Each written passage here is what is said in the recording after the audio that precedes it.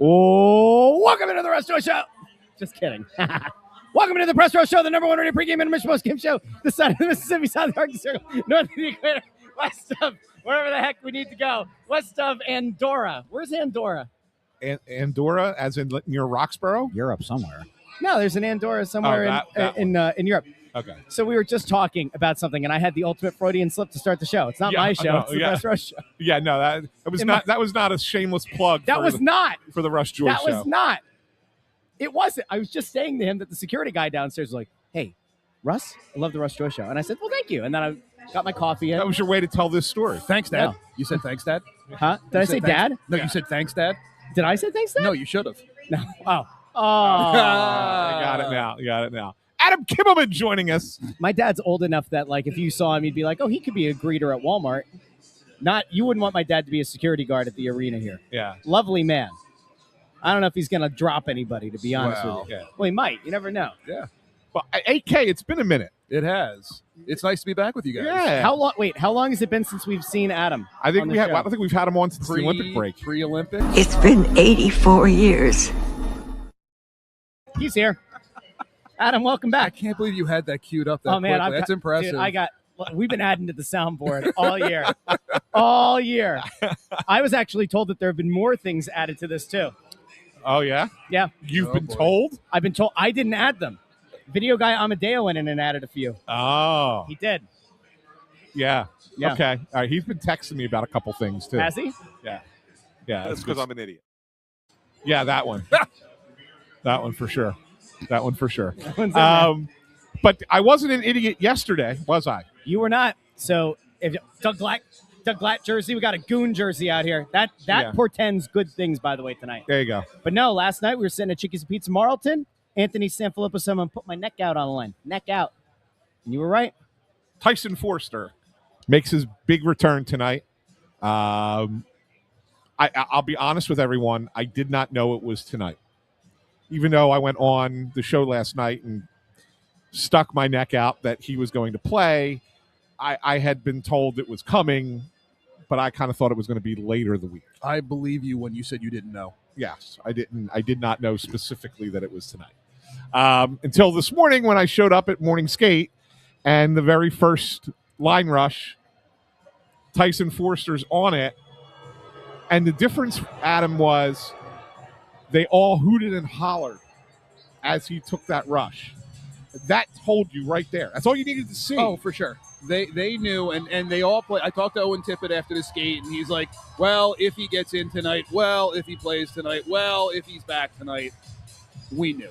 Yes. We knew after that first line rush that, okay, this guy's in, because he wouldn't be skating there if, for fun, right? Right. There's got to be a reason you're putting him back there. So, yeah, it was obvious at that point. And then I think Travis Konechny made the remark that as they're hooting and hollering, they immediately saw all of us nose in our phone.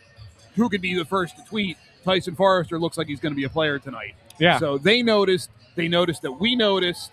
So yeah, it was a good, energetic, maybe a little bit more energetic than usual for a morning skate. Yeah, and he also went on the top power play unit at the skate. How about that? And scored a goal, and they celebrated like it was an actual goal.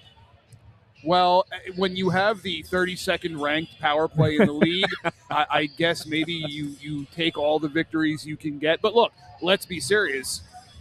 The power play, I don't think, would be 32nd if you have a healthy Tyson Forster for the last 4 months. Yeah, they're probably 30th or 29th. Well, regardless, Hey, I would think they'd be even better than that. But I don't know. I don't think they would be last. I think it's safe to say because and it wouldn't just be the power play that would be better. They are one of the lowest scoring teams in the league and have been for the majority of the season, and they have not had Tyson Forster for the majority of that season. Look, is he going to come in and score 40 goals in the last 8 games? No, but he certainly is a threat. And we all know from watching him especially the last 2 seasons, how much of a threat that could be. Look, he had 10 goals in 21 games when he was hurt. You play that out, you're looking at a 30-goal, maybe even a 35-goal season at this point. Yep. So take that out of any team's lineup, it's a huge loss. And I think that's been reflected by how their offense have gone this season, and now you're adding him back in. Now, you are asking a guy to jump on a moving train that's going really, really fast. And I asked Taka this morning, like, do you have to watch his ice time? Do you have to monitor his minutes and make sure he doesn't blow himself out on the first shift? But he's been skating for a while, probably longer than we all realize, because when you have an upper body injury or an arm injury, it doesn't affect your ability to skate all that much. So once he was cleared to get back on the ice, he's probably been working and skating and getting his stamina up every day since then, or as many days as he can since then. So maybe it won't be as much of an issue. But again, practice speed and game speed are two very different things. Two completely different things. And April game speed is an entirely other level. So he will help. Just the threat of that shot will help. We'll see how much it helps tonight moving forward. Yeah, and look, he's not going back to the line that people think is going to be on. He's, at least for tonight, we'll see how it goes going forward, but he's not playing with Noah Cates. Right. Like, you would have thought, okay, well, now that Brink's gone and Mishkov's kind of been put on that line, that it's just kind of, they've been holding the spot for Tyson Forster. He's skating with Trevor Zegras and Owen Tippett. That's now got to be your de facto number one line, right? Right. Well, and Tippett even said as much this morning that, I haven't really played much with Forrester since Tyson's been in the league. So this is an entirely new experience, and I don't remember, the lines get shuffled so much. I don't remember too much of Zegras Forrester together at the beginning of the season. Correct. That line of Cates and Brink and Forrester going back to, the middle of early last season had been one of the real constants for, almost 2 years. So the fact that they got broken up, were now they're kind of forced to be broken up because Bobby Brink's in Minnesota. And I think it's good. I think it's good to spread it out. And, Cates, they want to kind of develop this Cates and Michkov kind of chemistry together. It's worked a little bit. Let that stick and let Forrester kind of see where he fits with Zegras. And again, we in the media make a big deal of what are the lines. It's good for one shift. Yep. And it could get moved around 100 different ways before the first period even ends. So, how you start and how you finish are two entirely different things. I wanted to throw an idea to you guys because I'm not always like the big vibes guy, but there is something that's happening with this team that reminds me of a very impactful squad. You remember the series against Boston when Mike Richards broke Krejci's wrist, and each game of that series, or like every other game, they got somebody back. It was like they got Gagne back at one point, right? And then I forget who else they got Jeff back. Carter, I think. Well, he didn't play that Boston series. No, but he got back against Montreal the next They round. eventually got him back. But the idea was, it felt like there was a subtraction from the opposition, and then there were two guys that got back into the lineup over the course of the playoffs. I'm not saying that it's like the same kind of impact, but when you look at where this team was a week and a half ago, you bring in Martone. You're not going to set unbelievably high expectations for him, but that is a guy with a heck of a shot, net front presence. That's something you didn't have before. Cool. Like, that's in addition to the team. And then you add on to that Tyson Forster, who was on pace. I mean, it's a small sample, but like on pace for a 40-ish goal season. And now it feels like, oh, that's almost like having a major acquisition at the trade deadline. Admittedly, though, hasn't played in months. So you have to temper expectations. But still, you're bringing in two guys that fundamentally change to some extent the way that other teams have to play against you. You're adding talent. Well, what you're adding is one established NHL player, and you're adding one player who a week ago might have been sitting in Econ 101 in East Lansing, Michigan. So, again, as you said, we need to temper expectations with Martone. Well, wait a minute. Well, I don't know what his class schedule was, so I'm just throwing that out there. But, like, you do have to temper your expectations. I don't think, as good as Porter Martone trends to be, I don't think teams are game planning against him at this point. Down the road, for sure, but he is another weapon. He is a weapon on the power play that they have lacked, and now you have two additional weapons on that power play. Look, I watched a decent amount of Michigan State games, and Anthony, you were there for the morning skate. What really stands out to me is Martone is a right-handed shot, setting up in the left circle and ripping one-timers like you dream about. And that is a difficult thing to do. Alex Ovechkin does it. He's a left-handed shot. So he can allow the puck to come to him and do more with it as far as, does he want to hit it early? Does he want to hit it late? The direction on it, the speed on it. When you're a right-handed shot and that puck's coming to you, it's entirely different. And Martone has no issue just ripping those shots and that. And I saw him do it a fair amount at Michigan State and be successful with it. And Rick Tocchet was feeding him for those shots this morning, at the start of practice. It's an impressive thing to see. Yeah. So that is something that they have not had. It's a new dynamic. Right. It's just, it's another weapon. It's another, arrow in the quiver of what they can do and how they want to attack teams when they have the man advantage. And I would say this, Adam. Ultimately, it's going to be on the top power play unit, but it's not tonight. Forster replaces Martone on the top power play unit. Martone is going to play on the second unit with Mishkov, which I like a lot. Sure. I mean, that's your future right there, right? Yeah. That's what you want. I mean, go back to 3 years ago at the draft in Nashville when they selected Matvei Michkov. And the thought was you had Cutter Gauthier the year before, now you have Michkov, and that's the point of your spear as you go through this rebuild. Well, we all know how the Cutter Gauthier thing worked out. Now you've got Porter Martone. So Michkov and Martone, those are your pillars of the rebuild, of what they want to be and who they want to be, maybe not this season, but 2 years, 3 years, 4 years down the line, when they fully hit their groove of what they expect to be and be not just a playoff contender, maybe more than just a contender for a playoff spot. Yeah. Those are the two guys they expect to be leading the charge. And you're going to get a glimpse of that tonight. There were some good glimpses the other night too. There's the play that kind of stands out.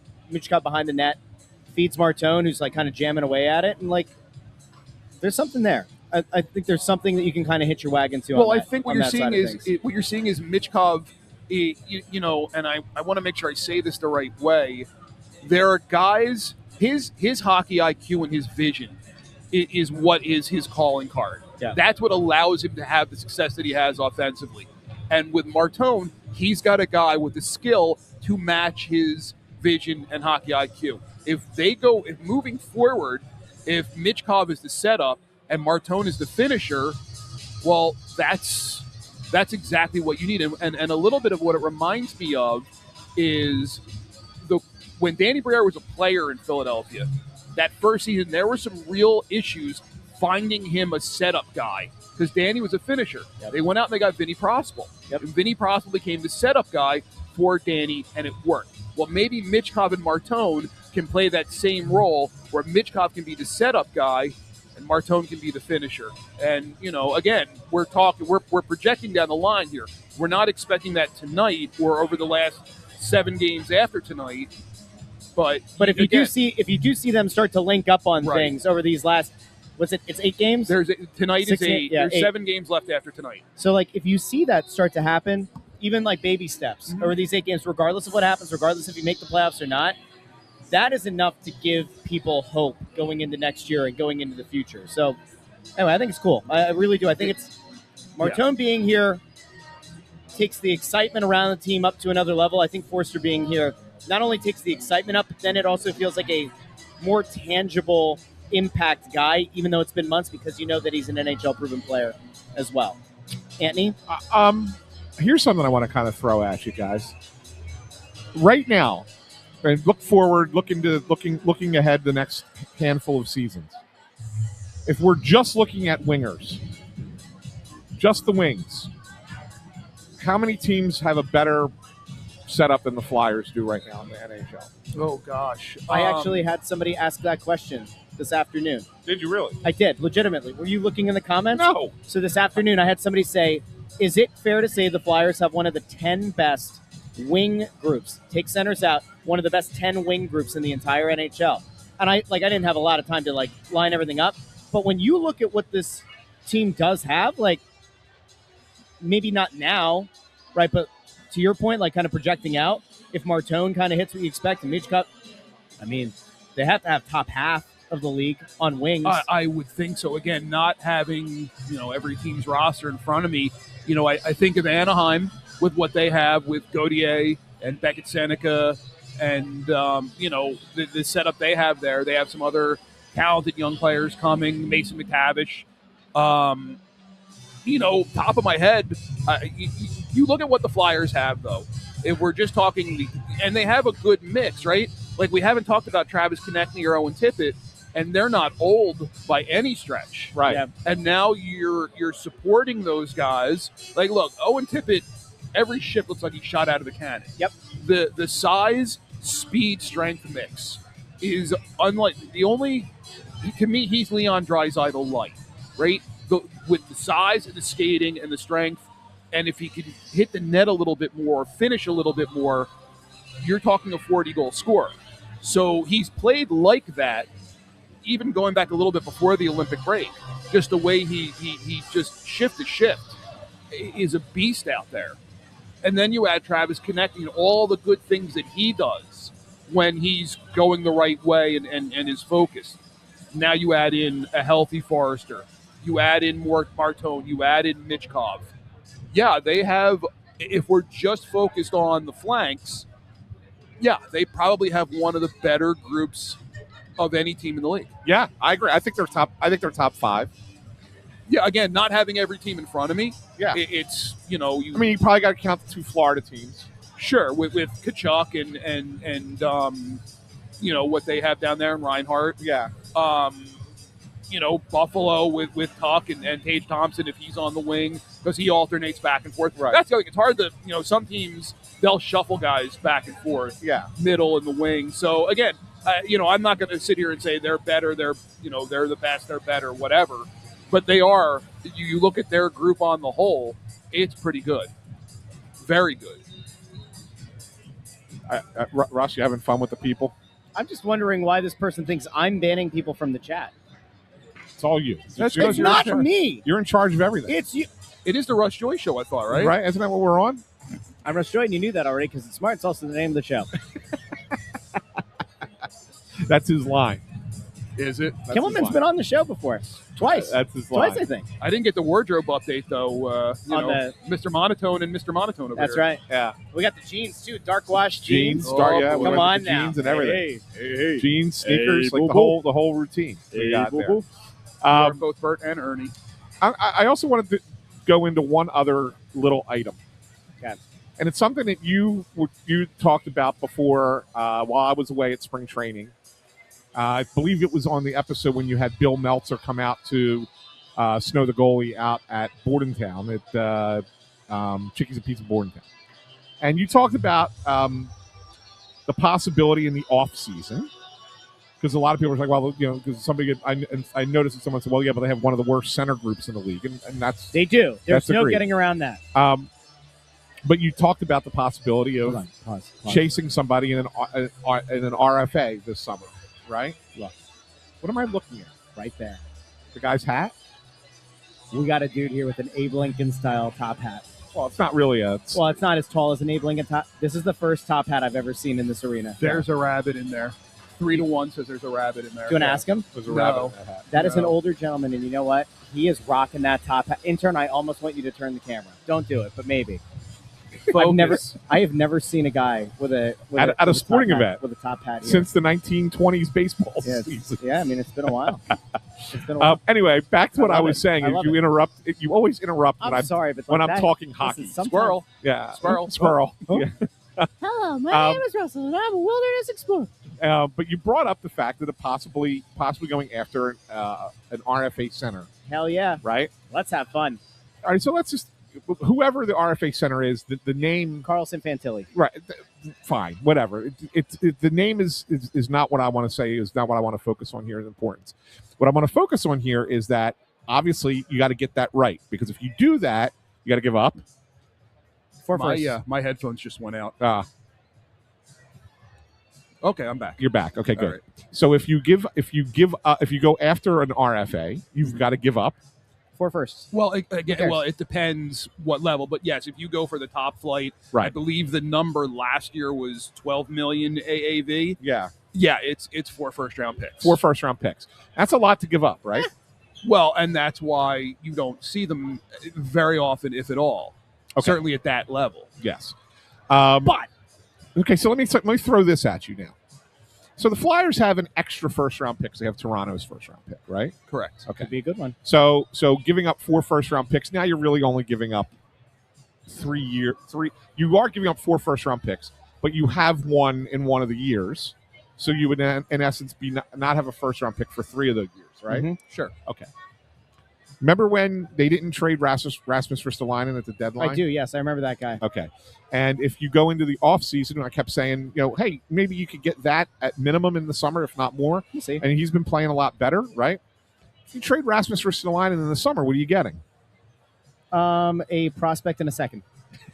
But you're probably getting another first-round pick. Maybe. Okay, even if you don't take the prospect. Oh, let's hope. You get the first-round pick. We can hope. Now you're down to just giving up 2, in essence. I mean, you're still giving up 4, but you'll still have 2 of the 4 years, you'll still have a first-round pick. Does that make it a little bit more palatable? Well, sure. If you're dealing from a position of strength, it's always wonderful to do that. But it has to be the right guy. It can't just be somebody. Like, you've got to have a target in mind, and you've got to structure it so the team doesn't match, and you're just doing their job for them, i.e. the Shea Weber contract. Yeah. Yeah, well, they didn't think Nashville was going to match it. Well, right, but you have to structure it in such a way that the team is willing to say, you know what, I'll take 4 first-round picks and live with the loss of whatever guy. It has to be the right guy, and you then have to sign said player. So let's. I'll throw one out. Let's since Russ said Leo Carlson, right? Let's say Leo Carlson. Are you willing to throw? Yes. Okay, but here's the question. There you go. For Leo Carlson, Does yes. Anaheim match it? So I would let's say, assume so. Yes. but let's say But Gauthier is also an RFA. I can't imagine another team is going to play that game at the same time, but it would. Well, I don't think Philadelphia would. no. No, but I'm saying another. I'm saying like another team. Sure. I don't think it's going to. But let's say That's let's say you have to push that number. Let's say you have to push it to something that's almost uncomfortable. 17. Well, again, there are limits in what you can. I don't know what the max number is, but let's say 20% of the cap. Right. So again, but let's play that forward. So you want to give him on a, let's say, a 7-year deal, or actually it'd be a 6-year deal now. So you give him 6 years at max, whatever that number is, knowing that 2 years from now, 3 years from now, you're going to have a Mitchkov extension. You're going to have a Martone extension. You're going to have other guys. So it's in a vacuum, yes. Go all out, get the guy. And you can still do that and deal with the repercussions down the road. But that's where you need to be a little thoughtful on just saying, running with 2 bags of cash and saying, here's all my money, take it, and please sign, and then hope Anaheim or the other team doesn't match it. So, there's a lot. It's a lot more of a challenging thing than just saying, "Hey, we're going to sign the RFA. We'll eat the 4 first-round picks and go on our merry way." Yeah. And they could still say, "We'll deal with the rest of it down the road." If you were to acquire a 1 seed, they're going to cost a lot of money anyway. Maybe it's not 100%. the full max, but I think the same principle holds. I actually want to throw this. I want to say one more All right, thing go about ahead. this Go before ahead. you throw it to. Yeah. Again, I'm sticking with Leo Carlson here. Mm-hmm. What's the ownership situation in Anaheim right now? Well, I don't. As far as I know, the structure is what the structure has been since the Samuelis bought the team. I don't know if there's any issues there behind the scene. Look, the salary cap's going up, so everybody's going to have more money to spend, and they have a lot of younger guys on entry-level contracts. Right. So they don't. The immediate crush isn't there. Like the Flyers have, Tippett's a big number, Konechny's a big number. You have to assume Vladar is going to be a relatively large number. Forrester's a big number. So they have guys that they're paying that Anaheim in the present, in the next year or two, doesn't have to worry about because Radko Gudas is going to, move along, and Jacob Trouba is going to move along, and Alex Killorn's going to kind of move along, and you've seen their veteran guys sort of get minimized a little bit here.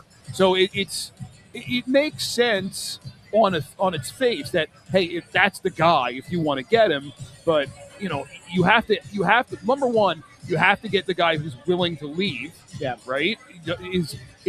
Are the Flyers that much more desirable team than where he is in Anaheim?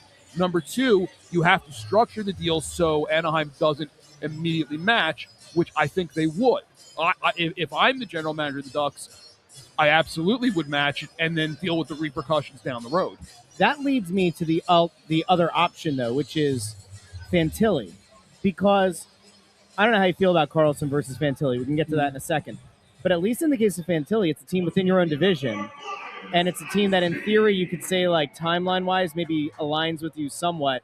And then you go, all right, well, we either get our 1C in Fantilli, or we've just poison-pilled one of our division rivals and one of those teams that we're going to be competing against long-term. So either way, you get the player, or you're poison-pilling them. Sure, but again, at the same time, put yourself in Columbus's shoes.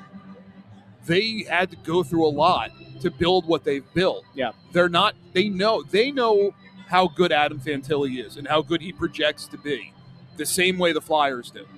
So if the Flyers place 4 first-round picks of value on him, if they were to pursue it, I would assume Columbus feels the same way, and whatever the cost is, you deal with the cost. So, look, they need to find a legitimate number one center to drive play, to drive them forward in this rebuild. Yep. How they get it, there's a lot of different ways. Free agency, RFA, offer sheets is certainly one. Trades are another.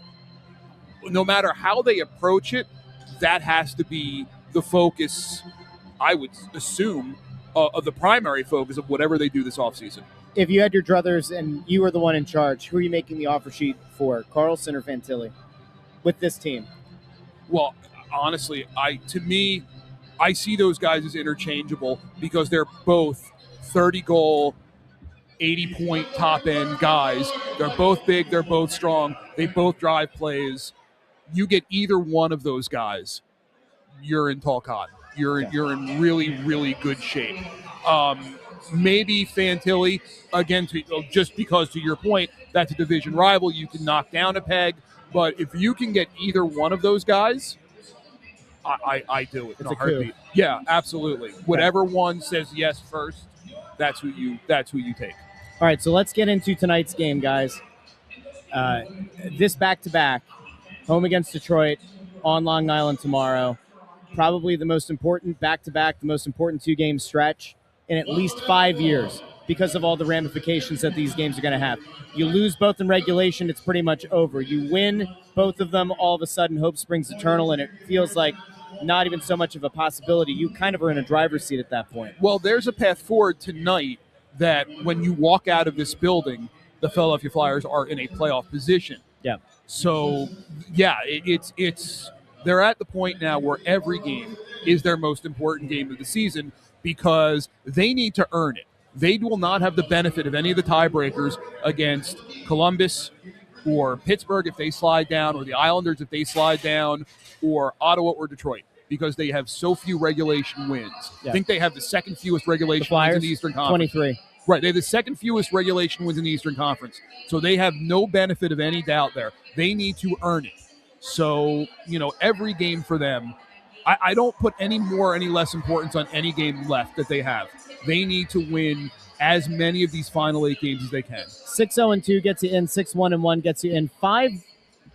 I keep telling you, they can lose 2 games and still get in. Well, 6-1-1 and 6-0-2 are losing 2 games. I don't think you can lose 2 regulation games. You can get 12 points and get in. 98 can get you in. Yeah, but there are paths for a few other teams to get in that 98 realm, and you lose every tiebreaker. That's why I keep looking at it going, I don't think you can do 2 regulation losses. You can. Sure.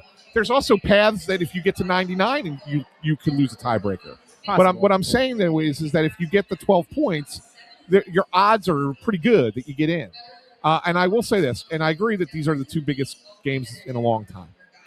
Tomorrow's is far more important than tonight. I'm not sure I agree there because I don't play.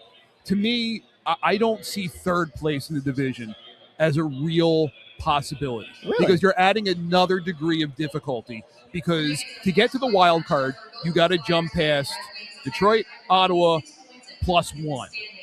To get to that third spot, you got to jump past another team. No, Yes. no, you don't have to jump past Detroit and Ottawa because you're in the division. They're actually Yes. they're, you only have They're to jump, ahead you have to jump but past. they're ahead of you in point. They're ahead of you in point. But so to get to third in the Metro, you just got to get past Columbus and the either Islanders. Pittsburgh or the Islanders. Yeah. Yeah, and I think that the percentages today. you have two games in hand on the Islanders, and you play them tomorrow night.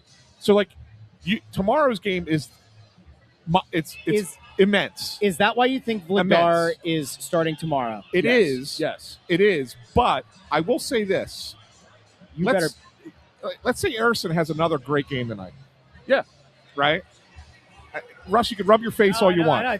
Yeah. But let's say Erison has another great game tonight, and Vladar's just okay tomorrow. They're going to split time the rest of the regular season. For sure. You got to play the hot hand. You got it. You have right? to. Just saying. But I think Vladar's save percentage in his last 8 starts is under 900. Right. But here's the fly in that ointment. And this is because we've seen Erison more. We've seen him go on these runs where he's looked like a world beater, and then we've seen him crash out. Correct. There's a consistency issue with him. And maybe he has figured it out, and maybe he can be this guy through the duration here. But the only reason you are in the position you're in is because of Dan Vladar. Correct. So getting him an extra day of rest tonight, which also goes into why it's Sam tonight and Vladar tomorrow, is smart. Because he's in uncharted territory as far as games played, ice time, minutes. You add in what he did at the Olympics. There's a lot. He's had a lot on his table, more so than other guys. And maybe that's part of the reason his goalie coach from Czech is in tonight. So, maybe he's getting an extra set of eyes, an extra opinion, so just to say, hey, you're on the right path. You're doing the right things. Let's just slow it down, take an extra day. I mean, look, they're going to play these final 8 games in 13 days.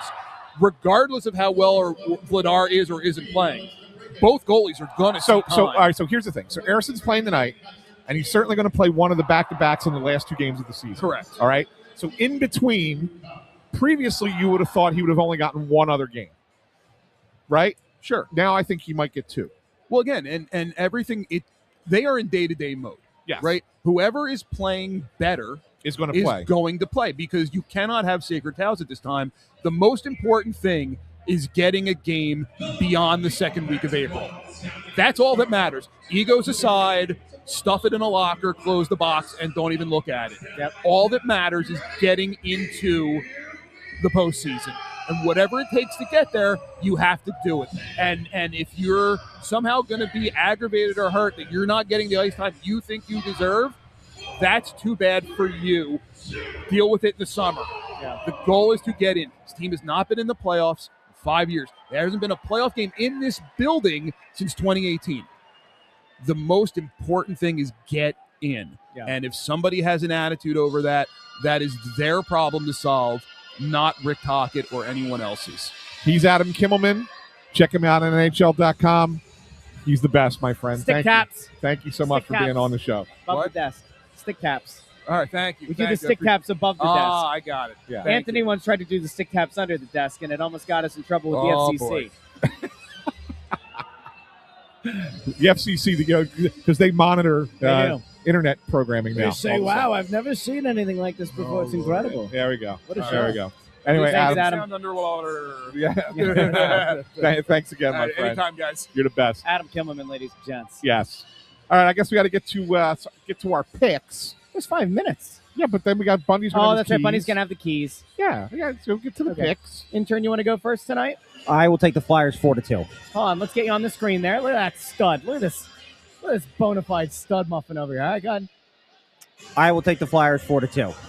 Any commentary around it or just Do or die at this point Wow. in the season, pretty much. do or die, baby? Do or die. I gotta Do or get die. I gotta get the tweet ready to go out too. Oh, okay. Well, back at it you go. Yeah. I'm honestly a little bit torn. I don't like being torn. My head says Detroit really wants revenge for the last game. My head also is cognizant of how Sam Emerson has played when they've started to actually hope for good things from him. And yet, I think tonight's good. I think tonight is good, and I think there's a chance that we walk out of the building and your team, your town, the Philadelphia Flyers are on the inside looking and saying, hey, we're hanging on to this spot, baby. I'm going to take the Flyers tonight. I think that Sam Emerson doesn't have the kind of game that you want him to, but I think the Flyers win 5-3. Empty net goal is the 5th. Okay. I'll give, since Bundy's just arriving, I'll give my pick next, and then he can give his pick, and then he can give us the keys to the game. I think this is a much tighter game, and I think it's a low-scoring game. Yep. And I have a feeling this one could be an extra time. We could be seeing overtime or shootout or something here tonight. Please God, no. Yeah. Unless the Flyers are behind, then we'll take overtime. But I will take the Flyers tonight. I will take the Flyers tonight. Even though I think tomorrow's game is the more important game and the best path. I don't. The best path to the playoffs. You think tonight's bigger? Yes, I do. We'll have to talk about that in a sec. You have got to win tonight. Tomorrow means nothing unless you win tonight. Oh, so there you go. Okay. You've got to get it. I mean, it's better if you get it. There's no question about it. It's not do or die. Like I've done the math, and you can lose 2 games and still get in. And this could be one of them because you get to play this team one more time next week. So that's prediction. That's what 3-2 Flyers. Bundy? Yeah, I'm going to go low scoring too, but I'm going to go 3-1 Flyers. Okay. Wow, Emerson, good game. Yeah, I mean, he's played great. He's got a 930-something save percentage in his last 6 games. Yep. He's been great this month. He's been great, yeah. What are the keys, Bundy? Keys to the game tonight. Number 1, which they did not have the other night, a better start. Flyers fell behind 2-0 last game to the Caps and had to chase the rest of the hockey game. Having a good start tonight versus a reeling Detroit team will go a long way in getting a big win on home ice tonight. Number 2, stay out of the penalty box. The Caps made the Flyers pay on special teams Tuesday night, going 2 for 4 on their power play. The Flyers caught with some stick violations, and it ultimately cost them the game. Staying out of the box will be pivotal in tonight's matchup. And lastly, be ready for another playoff-style type battle. The Flyers looked a little bit surprised at the physicality that Washington threw at them the other night. At this time of year, with every team scratching and clawing for points, it's important that the Flyers understand from the drop of the puck that tonight is indeed a must-win, and they must play a tight, structured game that gives them the best chance to win. Those are great keys. Thank you. Yeah, you did they're a great job. Hey, by the way, Bundy, I think we're going to get into this, by the way. We're going to do the hands on your keys. Yeah. Do the 1, we're going to give you the 2, and the 3 on the keys. Okay. So this morning I'm in the locker room talking to some guys. Not the club. And on my way out of the locker room, someone comes up to me and goes, "Yo, Ann, how you doing?" Big hug, bro hug kind of thing going on. It's like, your boy came on my show. It was nasty. Oh, it's Derek, yeah. I was like, oh, Bundy was on, was he, eh? I was their weekly guest this week. Yeah. Yeah. Always good to go on with those guys. Yeah, They're it's 2 fun. great friends, so Yeah. always enjoy going on with them. Yeah, fun time. love Derek. Love Derek. Yeah. And I like you on their show, too. You let it loose there a little bit. What's that? I said you let it loose a little bit on that show. Yeah, we just broke down the Flyers on the year. You know, I don't think it's any different. Well, I haven't watched it yet. Oh, you haven't? Yeah. No, but I'm saying normally when you go on that show. Oh, yeah, they make you feel like welcome and comfortable to talk. Yeah. Sitting in the garage. You don't make them. Yeah, you I don't know make them feel we did it over StreamYard. Oh, you did over Yeah. StreamYard? You did go to the... Okay. We actually have a couple more minutes here because this game's got picked up by Amazon in Canada, so it's a 7-12 puck drop. Really? Oh. Yeah. Well, Zsa Gabor. That's why I was late Well, then- coming out of the radio. Then let me pick your brain here for a second. We were talking about Martone, second game, should feel a little bit more comfortable, which is great. He's going to be playing on a power play unit with Michkov tonight. Yep. That's pretty exciting. Forster, though.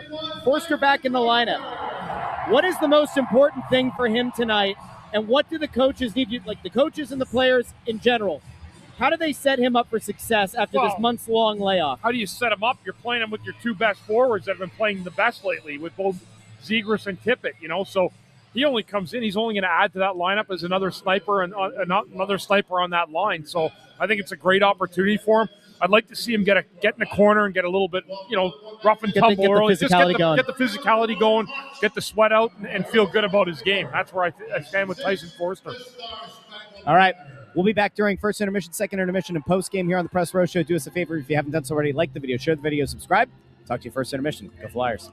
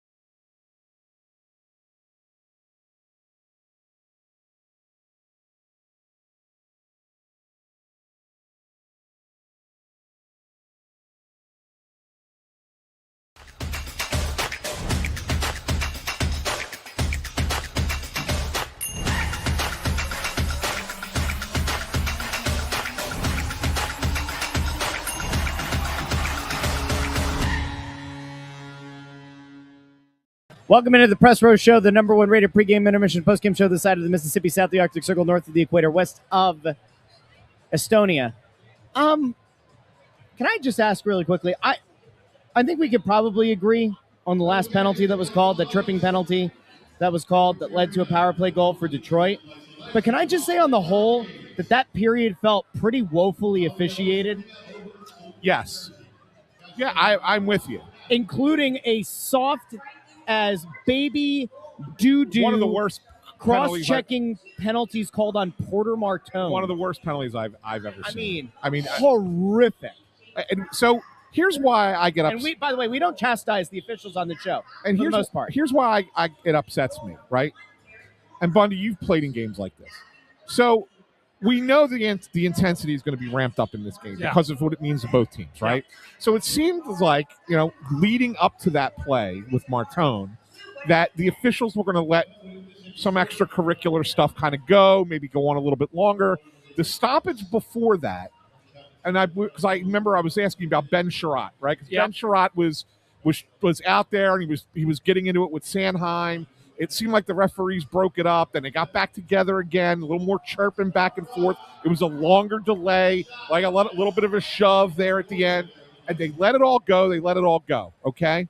Then the next whistle, Porter Martone skates in and just gives a guy a little bump from behind, and he's in the box. Yeah, give it a cross-checking call, which was weak. Like, that was a bad call. The penalty to Coots was a penalty. It was an unfortunate penalty. But they also didn't call a couple of things that Detroit did. Like the Flyers should have had one power play. There was a cross-check on Denver Barkey that they didn't call.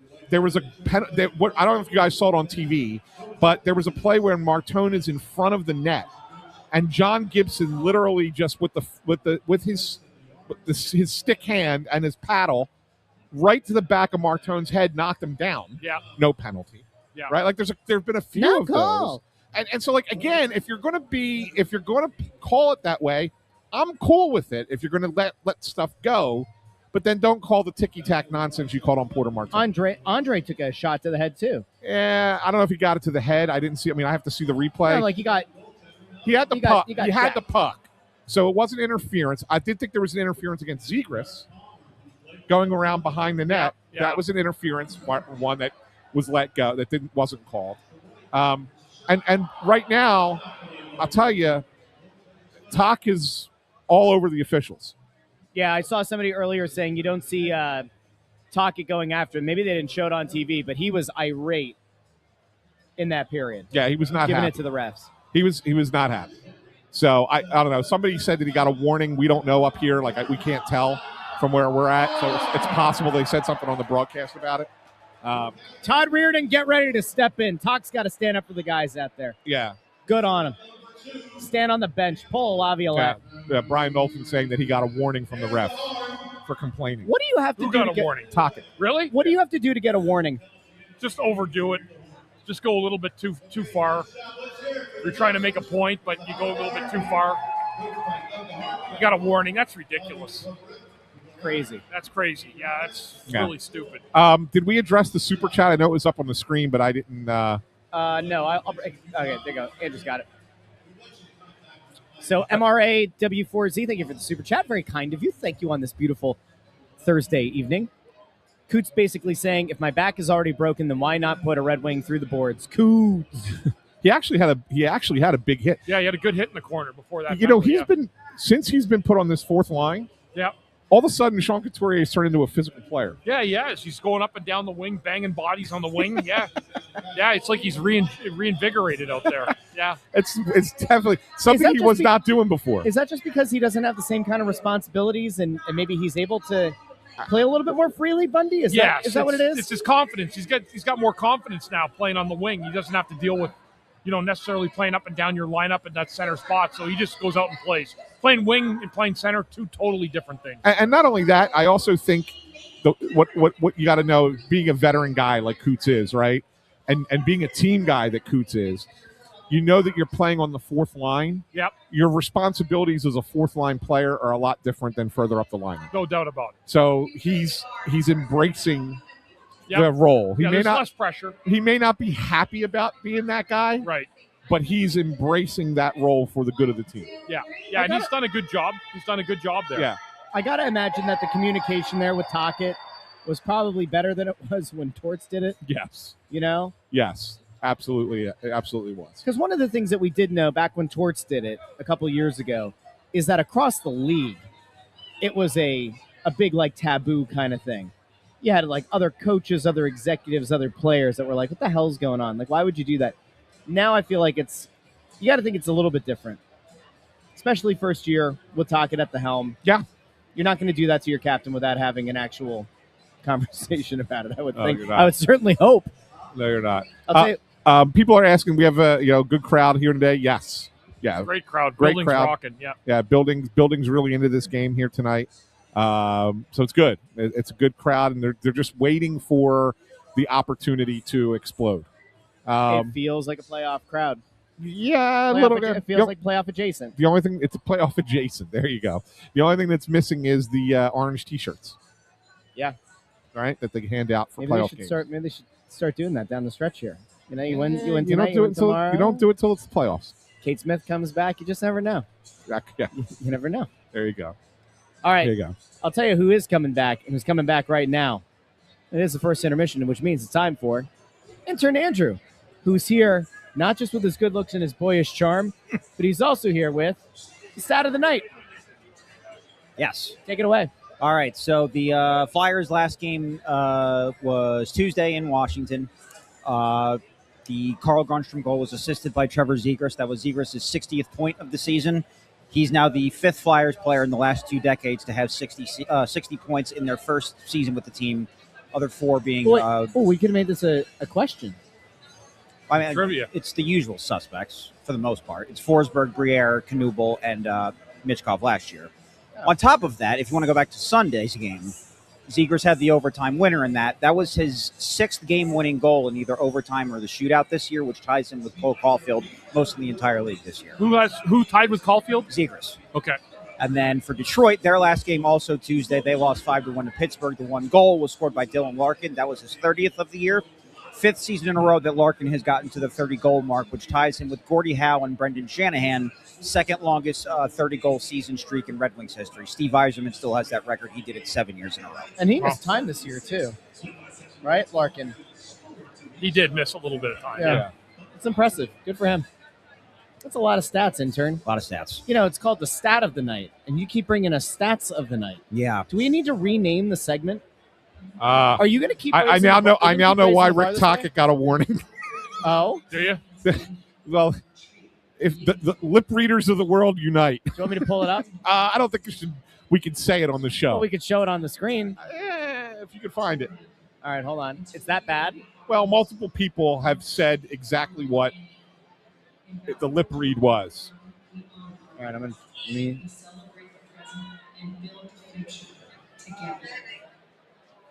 Oh! That's it? Well, That's what he called the ref. How about that? Yeah. I'm not sure that one's appropriate for the show. well, there's one person who said that he goes, that's bleeping bull bleep. That was an elbow back there. I have not seen the same transcription you just showed me. Oh, there's one. Yeah. Yeah. He just tried to get the attention of the My- ref my- by saying, look, hey, you bleeping Okay, bleep bleeper. this is all you need to know. Okay. This is all you need to know because I found it on Twitter, but I just got a text from my mother. Okay. My mother sent me this text. Anthony's mom What'd she say? said that apparently on the telecast, Rick Tocchet tried to get the attention of the official with a profanity. A gerund, isn't it a gerund when it's ing? Would you say it's one of maybe the second worst slang word you could use? Yeah, it's one of them. It's up there. It's number 2 on my book. Hey, you gerund, rooster. Lollipop. Lollipop. No, I was gonna say rooster. Rooster lollipop. Suctioner. You mean there's some suckage in there?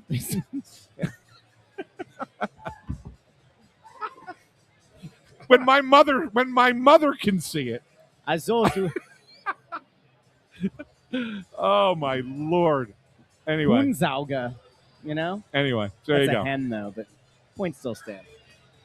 Someone wants me to give a Bundy bomb. I haven't given a Bundy bomb all year. You know that, right? That's We haven't had a chance to because we've do been it. on the radio and then we've been doing yeah. this. Now, I think if it were appropriate timing-wise, Bundy, I think we could probably take the hit on a press row show. Yeah. The FCC doesn't have jurisdiction here like it does on the radio. Get me fired up enough. There'll be nothing still holding me back. Yeah. There you go. There you go. I'd rather you not be fired up, though, in that way, because if you're that fired up, then it's bad news Bears. They got to win this game. We should ask Amadeo to clip up that video of Talk if he can. I don't know if he's at the game. Possibly. That would be the issue. Yeah, possibly. Let me see if I could find, because the video might be out there. We could show the video, sort of. Yeah, you've got your new workaround for the video, right? I do have my workaround. I want to. Somebody had to have flipped it by now. I'm going to go here. Yeah, Amadeo's here. Oh, Yeah. well. All right, hold on. I'll look for it. Yeah, we'll find it. Maybe we'll have it for second intermission. I'm going to look to Flyers Clips. Flyers Clips usually does a good job with this stuff. Let's see if they've got it.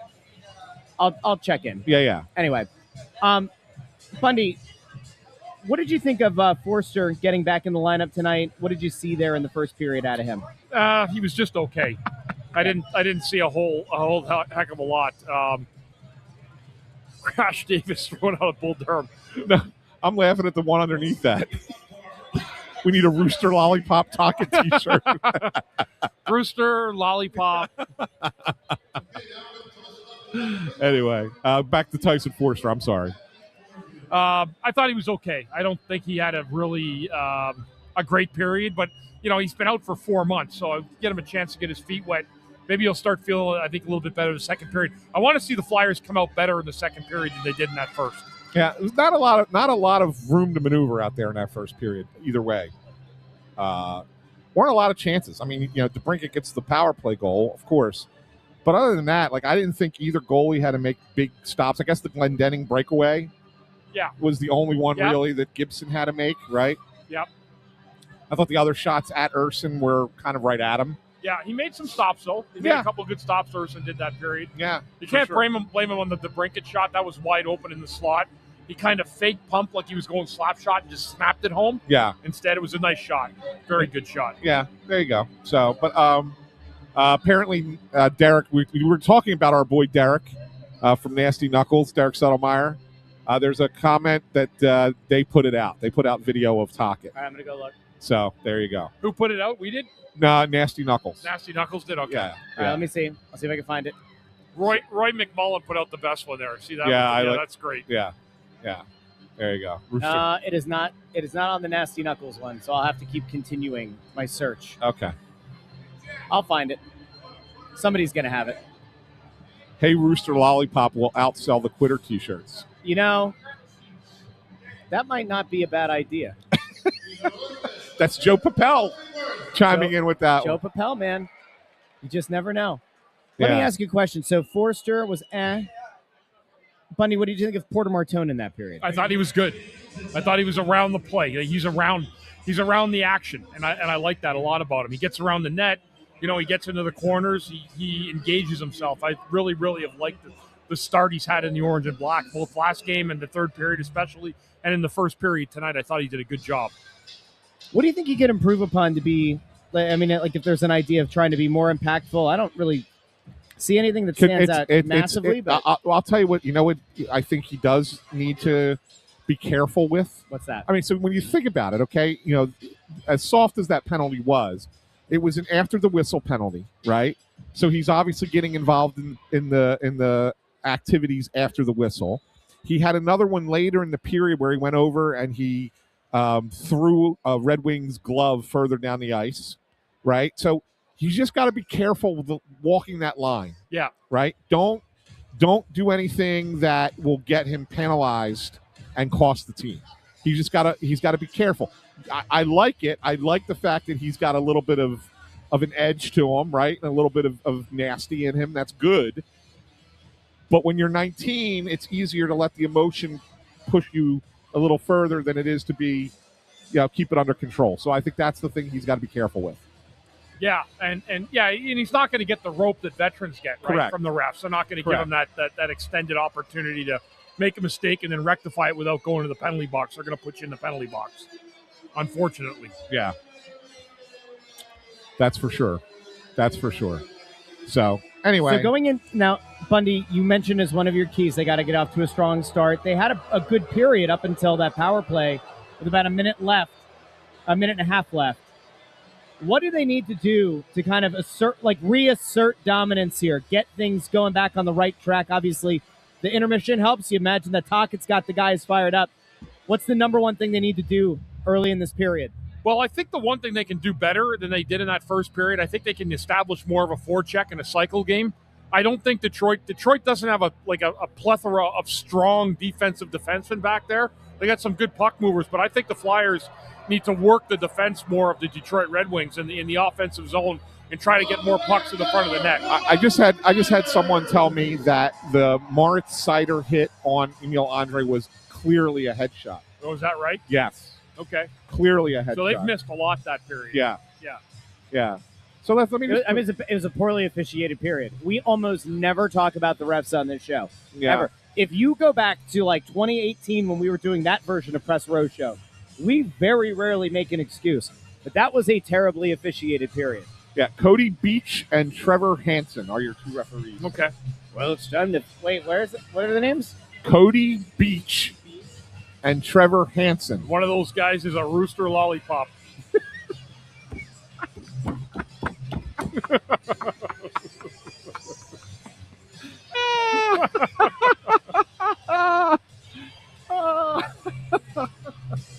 There you go, Amadeo. That's for you.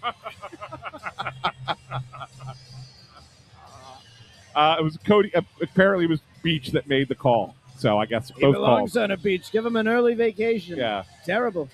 Yeah. So there you go. Horrible. Anyway, all right. Well, we're about ready to start the second period here. We come back after the second period, second intermission. We'll break down the second period.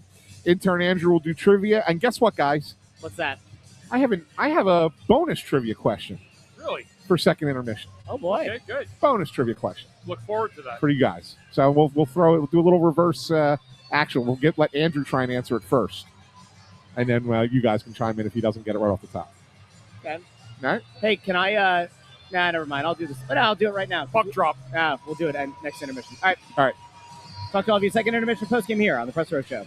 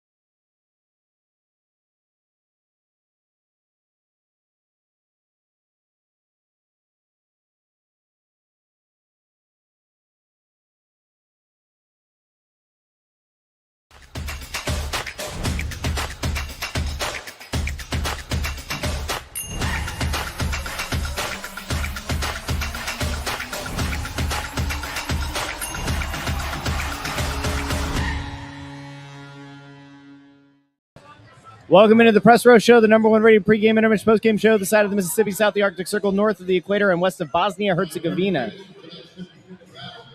Did you just make a Bosnia-Herzegovina reference just because Italy lost to them in the... I want you to stop. No, I didn't. I was thinking of another country in the vicinity of Estonia, because I think I did Estonia earlier. And you did Andorra. And I did Andorra during pregame, Estonia during first intermission, and now Bosnia-Herzegovina. Yeah. I don't have a good way to say this, so I'm just going to say it. The Flyers have 20 minutes, not to save the season, but this is going to be the most important 20 minutes of the season coming up. They started the period off in spectacular fashion. Tippett whiffs on a shot. Puck goes to Forster. Forster deposits it like 30 seconds into the period. Any of the negative feeling you had going into the intermission was gone. The period on the whole, pretty damn competitive. You would feel good about it, except once again, with roughly 90 seconds remaining in the period, the Flyers allow a goal. So they now go in trailing 2-1, when they probably should have been going into the locker room tied at 1 apiece. Yeah, I think that's a fair assessment. That was a tough goal to give up. It went off the guy's skate in front of the net. He was actually going to be the trigger man, and it bounced off his skate right to the one-timer of Lucas Raymond late in that period. But that was a tough goal to give up. And Russ, yeah, I mean, there's no doubt this is the biggest period of hockey that we've seen here in at least 6 years coming up. At least. Yep. It's that massive of a period coming up. So It's Flyers need to find a way to get this thing, either win it in the third or get it to overtime and take a chance there. But, yeah, it's tough being down 2-1. And I really feel like – and everybody else is losing again tonight. Yep. Everybody. I mean, this – if you think if the Flyers would have somehow squeaked it out in Washington, could pull this one off, they'd be in a playoff spot heading into tomorrow against the Islanders. But, they got a lot of work cut out for them here in the third period. They got to bear down on their chances. Again, I don't want to harp on the refs, but there was something that happened in that period that I thought was so freaking weird that I want to highlight it on the show. Yeah, I know what you're going to talk about here. I mean, there is a moment in this period.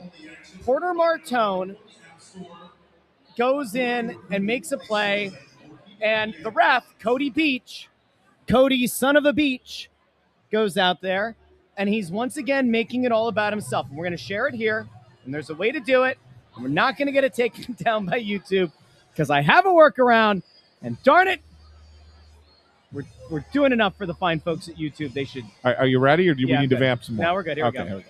Here's the play. Martone goes in, and as he's going through, gets tied up with another player, and then Cody Beach, the referee. That's not Beach, by the way. That's not? That's not Beach. Which one's that? Are you sure? I think Beach is 14. I don't think so, because everybody on Twitter is yelling about it being Beach. You want double check your facts. It could be him. I think it's Beach. Everybody here is mentioning it. I mean, everybody is saying it's Beach. Okay.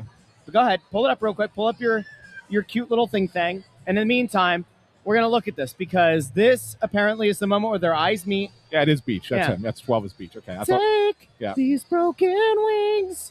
I'm going to fly again. Now, what he does here is he pulls the jack move to Rose in Titanic. And Cody Beach is trying to turn Martone into Rose, and he wants to stand at the front of the Titanic and yell, "I'm the king of the world!" And he hugs Martone. He brings Martone in, takes him all the way on a wonderful journey. Nice little shove off there. Martone turns around and goes, "Yeah, what the hell are we doing?" And then Tockett's incensed. He's been incensed all night with the officiating. I can't think of a time that I've watched a referee take a guy from one side of the ice off of a rather innocuous play.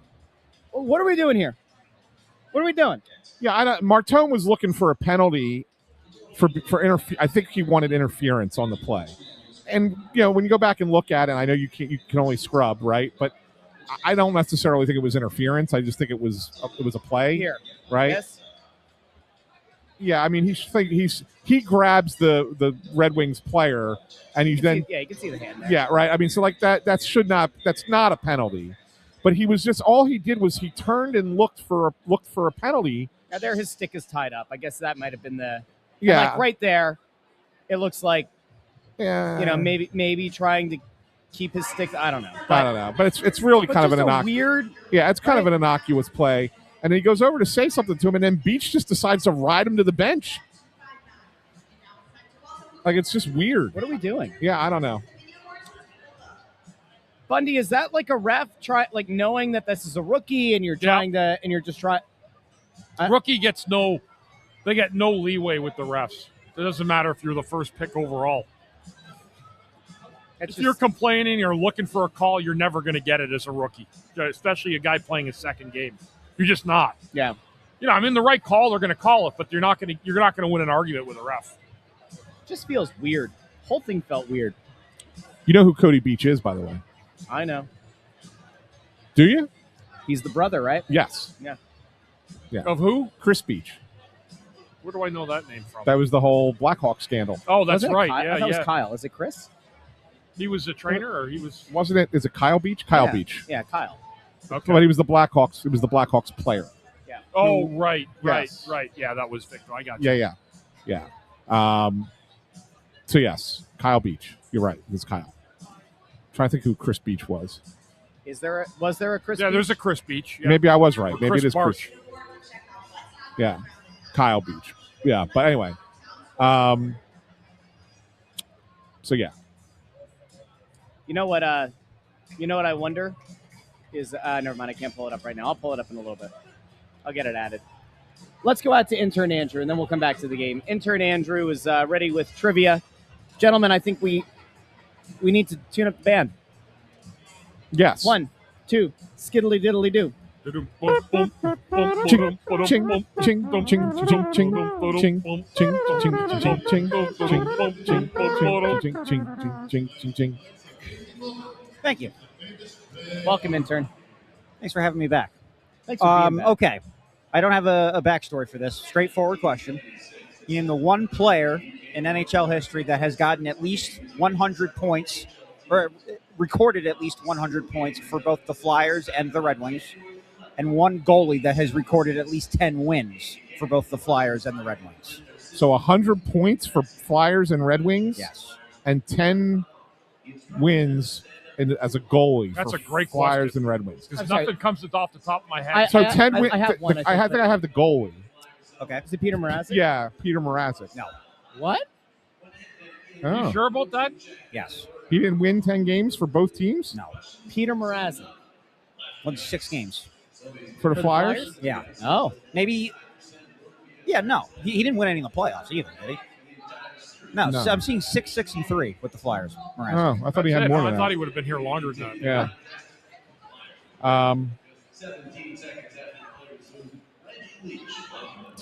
100 points. So you're saying 100 points career, not 100 points in a season, Yes. correct? Right. Just confirming. 100 points in his career. Yeah. I thought you meant 100-point season. No. That. Yeah, okay. No, that opens it up a Well, lot Keith more. Primo, Correct. That's the player. So now a goalie with 10 wins that played for the Flyers and Detroit.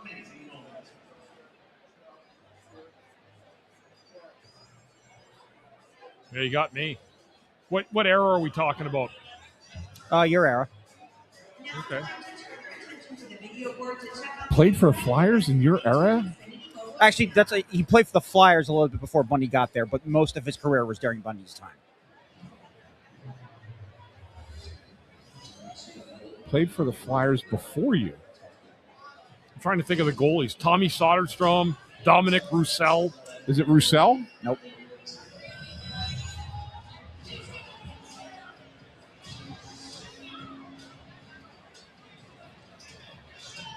Jeff Hackett. No. That's a good guess, actually. Now you really got me stumped on this one. All right, I have a great hint, actually. All right.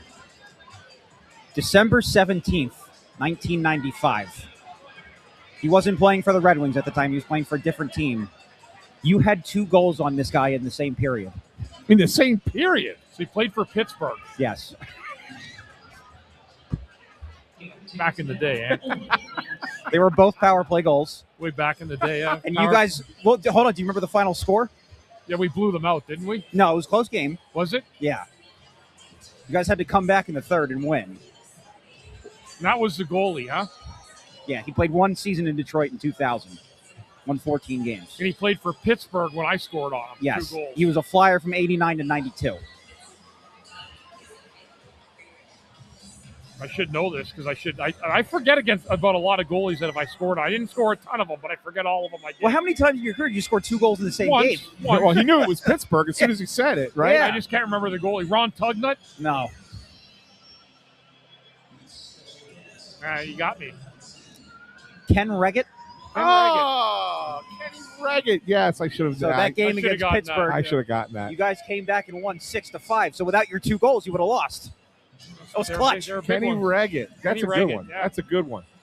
Oh, man. Nice trivia by the intern. That is. By the way, I have a trivia question. Yeah. I said I had one, right? Yep. So, I was just kind of looking over all the games that are going on in the NHL and looking at some of the teams. What former Flyer currently leads their team in goals? What former Flyer currently leads their current team? Their in goals? current team in goals. Well, you can't count Cutter Gauthier, right? It's not Cutter Doesn't Gauthier. count. No. I had to have played for the Flyers. What former Flyer currently leads their current team in goals? Was it somebody who played here for a long time? Or There's no way it's Giroux, right? It's not Giroux. Was it somebody who played here for a long time or now? Not a long time. Enough. Years. Enough time. They played here a few years. Yeah. Can't be either of the Shims. No way it's JVR. It's not Mr. Kuzmenko. I haven't looked at Kuzmenko's stats this year. Is he having a year? No. No one in Anaheim. It's not Farabee, right? No. It's not Frost. It's not Frost. It's not Morgan Frost Are Morgan you serious? has 18 goals. For That leads the way in Calgary. Man, I knew 18 Calgary goals was bad. leads the way. Holy Wow. smokes. He was so on the app, on the NHL app, for every game, right? It gives you the leading scorer for each team, right? And I'm going through and I'm just like looking at the guys who are leading scorers. I'm just who's got the top goals, and also I get to the Calgary game and it's like Morgan Frost. Somebody go tell Bill Meltzer. Morgan Frost with 18? Bill never gave up on him. Russ, he never. I don't think Bill ever will. No, he never will. That's Moby Dick to him. Holy smoke. So anyway, that was that. Do you have that thing ready Which thing? that I texted you? No, I didn't pull it up. The app? You want me to pull it up? Yeah. He's done some good work for us. So a friend of ours who's in the chat, let me see if I can find him. I think he arrived during this intermission into the chat. It's Jake. He goes by Jake Maxwell, but his real name is Jake Dudinsky. He created an app for us. God bless. Which is awesome, and I appreciate him so much for doing this. But this is a really cool thing. It will be updated daily, and it's called the Flyers Playoff Watch. And basically what it is it's got all the games that matter, right, in real time, and it updates you in real time what your odds are of making the playoffs. Oh, wow. That's based cool. on how the scores are going in the game. So I think that right now the real-time the real-time odds are 29% chance for the Flyers to make the playoffs. I believe it was 34% before Detroit scored. 33. Okay. Or 33. It was 33 before Detroit scored. If the Flyers win, it goes up to 45%. If they lose in overtime, 30%. If they lose in regulation, 19%. That's a massive variance. Yeah. So he's got all the games in there. I think the Pittsburgh game is also in there. Yep. Yeah, it's in there. Yeah. And then it gives you the best case scenario, worst case scenario at the bottom as well. And every day it's going to update with the games involving those teams, so we can pull it up at any time. Oh, that's great. Right? I love it. So it's pretty cool. It's pretty cool that he did that for us. So we're able to track it right now. And things are currently kind of sort of going the Flyers' way. other than Buffalo, Ottawa being 1-1 right now, Yep. everything else is going the Flyers' way yet again. So make some freaking roundup. That's why this game is so massive. Yeah. Like, this is just a huge game. There's a big opportunity if these scores can stay the way they are. So anyway, we'll keep that. We'll be able to pull that up a little bit later as well, and so you guys can follow along. I'll tell you what. I'm going to ask Bundy in a second, what the Flyers need to do to do well in the period. But I got to tell you, what would really help is if the referees just stop being a bunch of rooster lollipops. Who made did Amadeo make that? He may or may not have, yeah. He may or may not have, yeah. So, just don't be a rooster lollipop, refs. Let's get ourselves a nice little period here. All right? Get out there. Do things the right way. Bundy, what do the Flyers have to do in the first 5 minutes of the third period to get this thing back on the right track? They need to get the pucks in deep, get a forecheck going, and try to get more pucks into the crease of Gibson. I don't think they've gotten 19 shots, I think, on goal. Maybe 20, but I thought it was 19. 19. I think the Flyers need to just do a heavier push in the offensive zone. They need to shoot the puck more and stop passing up chances when they're there. There's an opportunity to beat this guy. I love when people talk when we're talking. That guy. Yeah. Big fan of the Russ Joy Show, apparently. Apparently. There we go. Heck yeah. Look at that. Oh, that's Every great. morning he wakes up to me. How about that? Yeah. So it's not just my wife. My wife. All right. That's a good dude. See that? Wakes up and sees the content every day. Anyway. Bundy, I have one last question for you. Is it more important for the Flyers to come out hot and heavy in the first 5 and try to chase the tie, or do they just need to settle into their game and play this in terms of you need to at least get 1 point? Yeah, I mean, you're not playing like you're as a player. You're never playing for 1 point. Yeah. You're trying to play to win the game, no matter how that happens. But I do think they could turn the crease into more of a mosh pit. I really feel like that. Greg Mack said he thinks you're Jason Martinez. Nah. Yo, I might have a big forehead, but I don't have.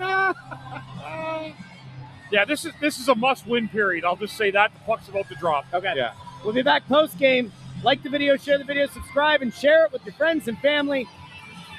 Join us post-game. Hopefully the Flyers pull this one out. Talk to you soon.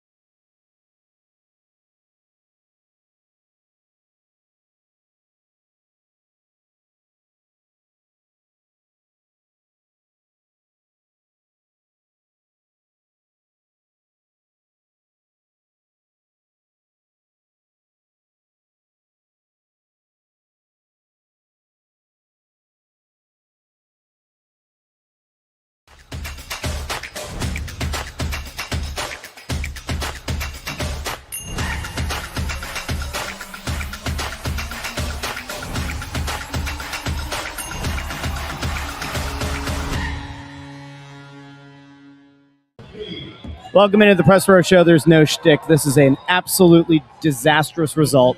It is not a good one.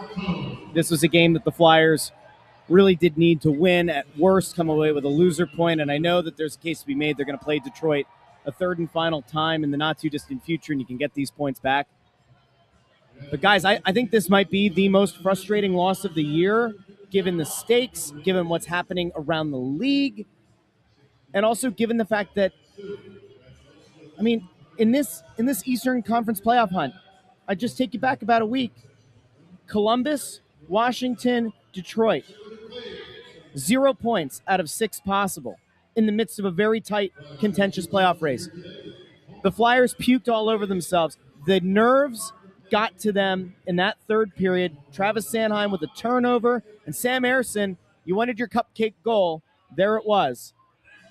Doomed them. Right after, by the way, huge moment. Porter Martone rips a shot on net. It hits Konechny. It goes in past the goalie. They immediately call it off. They go to review. They call it off. Tocchet challenges. It gets overturned. All the momentum is the Flyers' way. The building is as loud as it's been in years.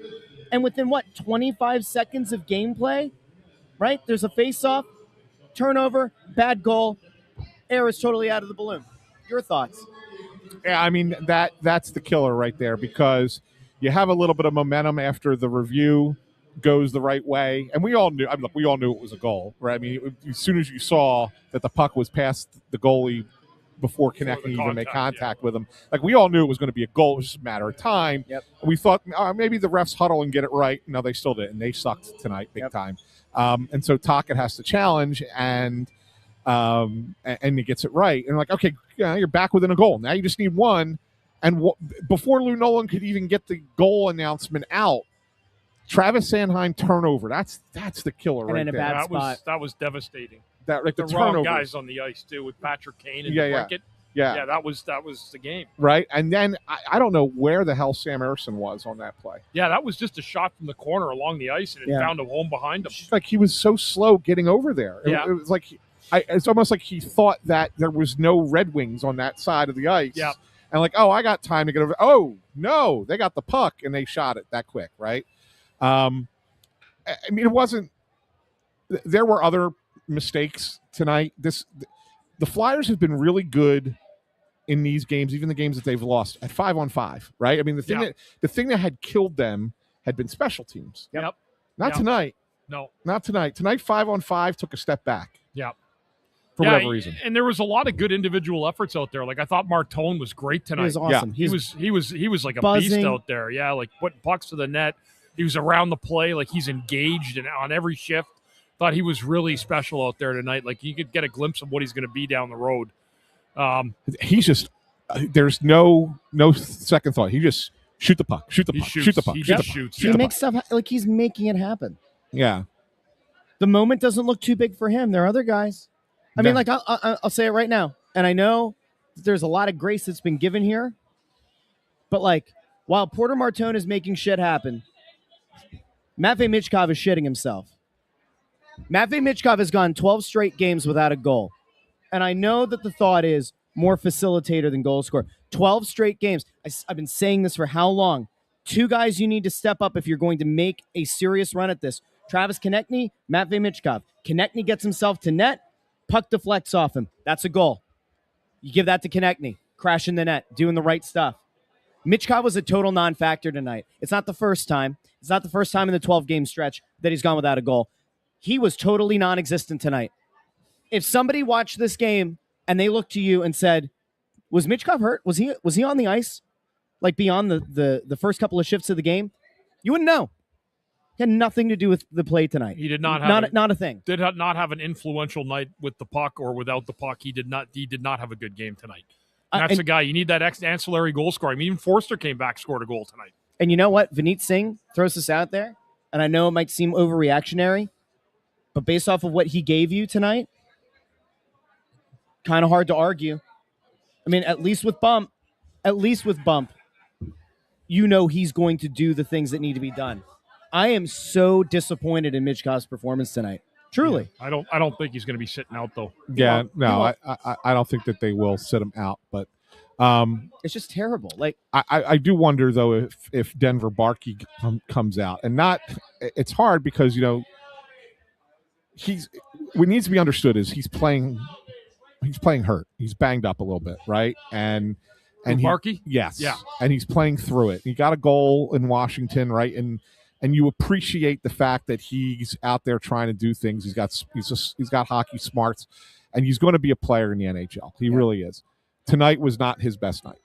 He had some trouble tonight, and I wonder if it catches up to him a little bit. You know what I'm saying, Bundy? Like, well, he's not a big guy, right? Yeah, where he's going to get worn down in his first year pro, playing all these games at a high level like that. So, right. And it stands out sometimes. He doesn't, some nights he just doesn't win those puck battles, and the loose board battles. He's just not big enough. Right. And like I said, and then you have the fact that you're playing at less than 100%. That kind of goes on top of it, right? So I do think that there's a possibility that he doesn't play tomorrow. But anyway, I mean, yeah, look, that's tough. that line. I mean, but if I'm going to try and make people feel better. And remember, I'm the one who's said all along, I still don't think this team's making the playoffs. And I say it today. I still believe it now. I still don't think this team's making the playoffs. But for those of you who are the optimists, the eternal optimists who believe, who want to hope and believe in it, you are still kind of controlling your own destiny thanks to Columbus losing tonight. Well, how so? You're 3 points behind the Islanders for the last playoff spot in the Metro, right? Third place in the Metro. If you beat the Islanders tomorrow night, you're within 1, and you still have a game in hand. So you control that destiny for that spot because Columbus lost again. Now, you will need to, see you, Mike. You will need to, you can maybe lose one more game the rest of the year. Maybe one more. That's it. So. Well, nobody can't complain that they haven't had help in the standings. They have. I mean, they've had help every night they've played. Yeah. Just imagine getting 1 point. Yep. Last game or tonight. It's a whole different world. This is the whole frustration too. That Columbus game after the 3-game win streak, you don't get the loser point. The Washington game, you get outworked, out muscled the entire time. You don't get a loser point. Tonight, Sanheim, head on straight, right? Get a goal. At least get a loser point, right? Like play for overtime. You've done well in overtime. You've done great in the shootout. Like get it. You can't have a mental lapse like that. It just can't happen. No, not in that situation. You cannot have a fumble with the puck in that situation. That's a devastating sequence right there after the Flyers got that goal back. Yeah. To make it 3-2. All the momentum in the world was here. Yeah. To carry them the last 7.5 minutes. I was going to reply to that guy who I don't know who pulled the thing down. I did not say on 97.5 that they were going to make the playoffs. Did not say it. I said there's a chance that they could sneak in. But if you ask me my prediction, I have said all since that they got back from the Olympics, they're not making the playoffs. Back in December, I thought that they had a chance to make the playoffs. That's where. Oh, go ahead.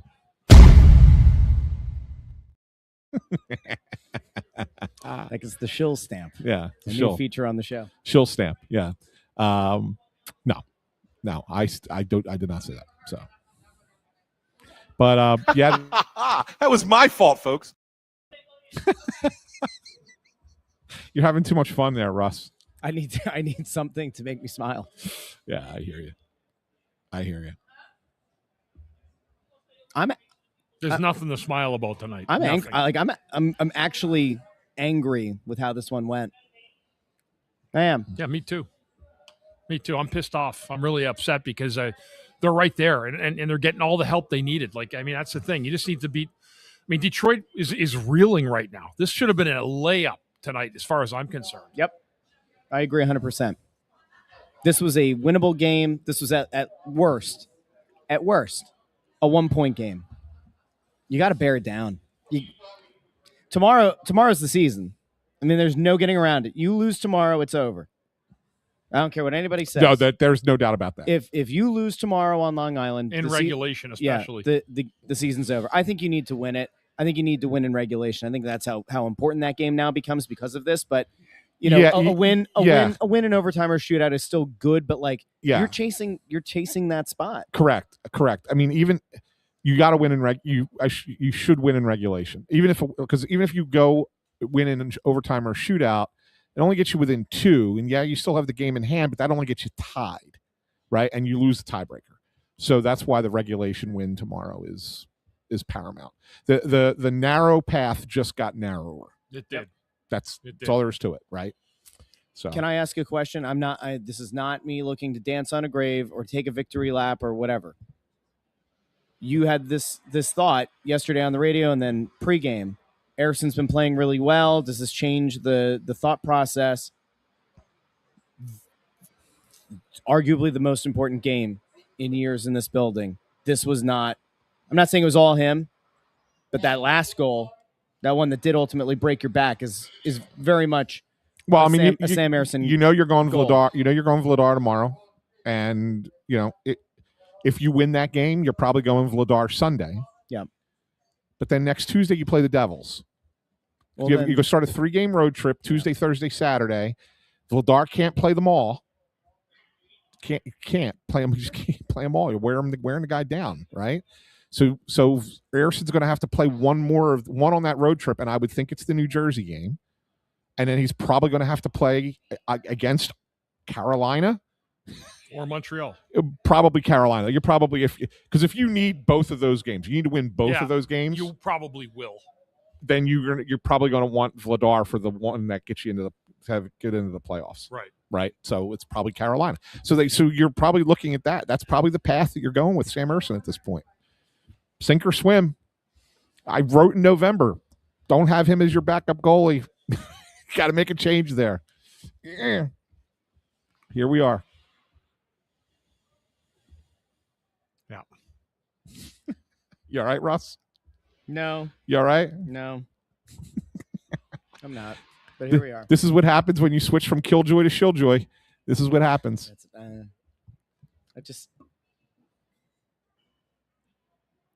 I don't know. I don't know how you go from this raucous crowd on the overturning of the no goal to so quickly. On the same shift, the next shift, a few seconds later. I mean, you go from so loud to the entire crowd is dead at that point. And they have themselves to blame. Mm-hmm. I will also just point this out. I mean, say what you will.